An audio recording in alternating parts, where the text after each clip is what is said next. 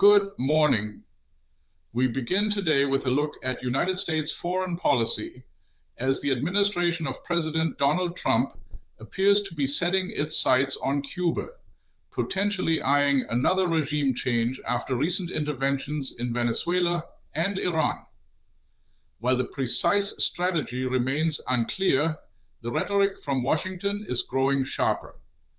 More than 150 journalists are reporting around the clock on developments across Germany and the world, and today we turn our attention to the Caribbean. President Donald Trump has made his intentions regarding Cuba strikingly clear. Cuba will collapse very soon, the United States President stated to the news channel CNN last Friday. He believes this impending collapse will compel the island nation to absolutely seek a deal with his administration.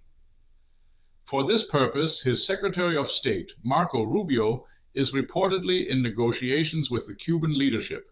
This approach mirrors recent history with Iran and Venezuela, where the United States government initially pursued negotiations which ultimately escalated into military interventions. In early January, Venezuelan leader Nicolas Maduro was captured.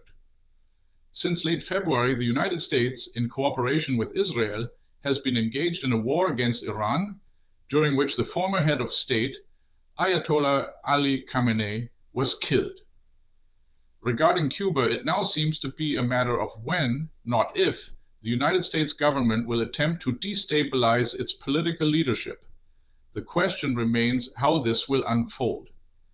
President Trump recently left his options open, speaking on Monday of a possible friendly takeover, or perhaps not. His former national security advisor, John Bolton, suggested recently that the current Cuban leadership might, in the best-case scenario, settle for exile in Russia, but he added, friendly, that certainly will not be. The communist island nation has been a persistent thorn in the side of the United States government. The two countries have been adversaries since Fidel Castro, with the support of the former Soviet Union, overthrew the United States-backed government in 1959. Tensions from that revolution famously led the world to the brink of nuclear war during the Cuban Missile Crisis in 1962. Since then, the United States has repeatedly imposed new sanctions and generally pursued the political isolation of the island. There was a period of détente under President Barack Obama, who visited the Cuban capital, Havana, in 2016. Before Obama, the last United States president to set foot on the island was Calvin Coolidge in 1928. In his first term, Donald Trump reversed his predecessor's course, reintroducing travel restrictions and further sanctions. Towards the end of his first term, President Trump also redesignated Cuba as a state sponsor of terrorism, a classification President Obama had previously removed. The renewed tensions between the two nations were highlighted by an incident just weeks ago. In late February, a shootout occurred between the Cuban Coast Guard and a United States registered speedboat. 4 occupants of the boat were killed. The precise circumstances of this incident are still unclear. According to Cuban reports, numerous weapons were found on board the boat, and Cuba accused the crew of planning a regime overthrow. Washington has remained publicly restrained, with Secretary of State Rubio stating only that the United States would conduct its own investigation.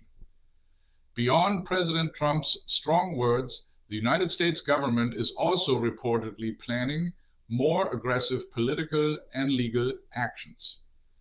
Several United States media outlets recently reported that the Department of Justice has established a new working group to investigate whether and how the United States government could file lawsuits against leading figures of the Cuban regime. Reports also suggest new sanctions are possible. Similar efforts are underway within the Republican Party. In mid-February, 4 Republican representatives, all of Cuban heritage, urged the Department of Justice to indict Raúl Castro.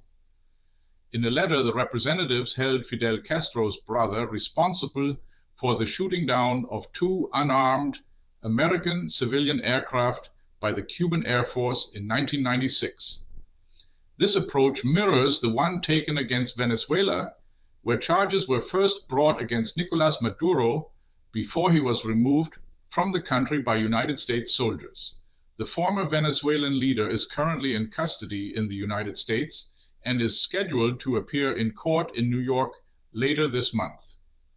While 6 years elapsed between the indictment and capture of Maduro, any similar course of action against Cuba is expected to unfold much more quickly. President Trump, however, recently stated that Cuba would only be addressed after the war in Iran concludes. The United States government has provided conflicting statements about the expected duration of the conflict.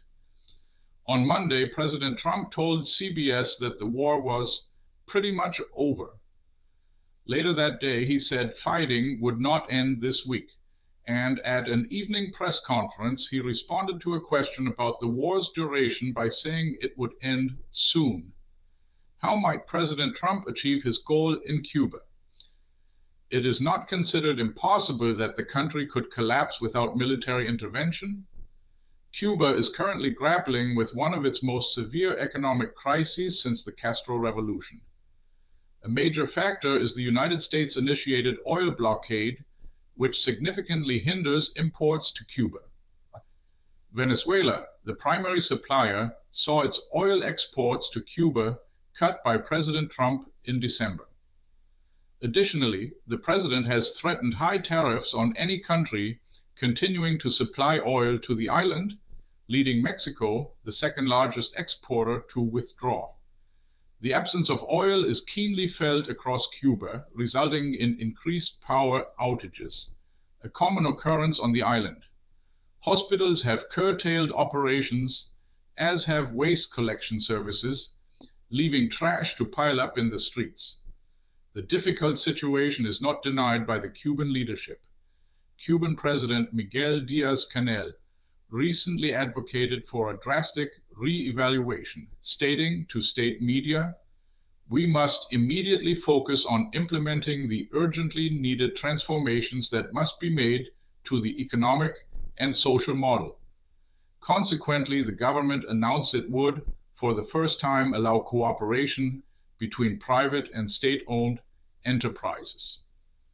On the United States side, Secretary of State Marco Rubio himself, the child of Cuban exiles, is particularly active, reportedly negotiating an agreement with the island nation's leaders. However, Miguel Bustamante, chair of Cuban studies at the University of Miami, is skeptical about the possibility of an agreement.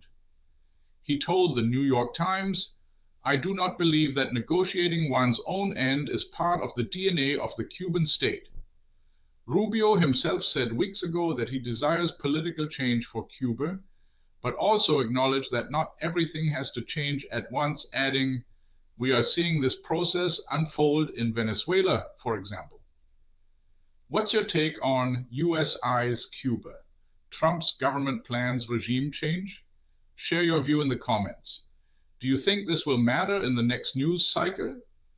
This video was generated using artificial intelligence,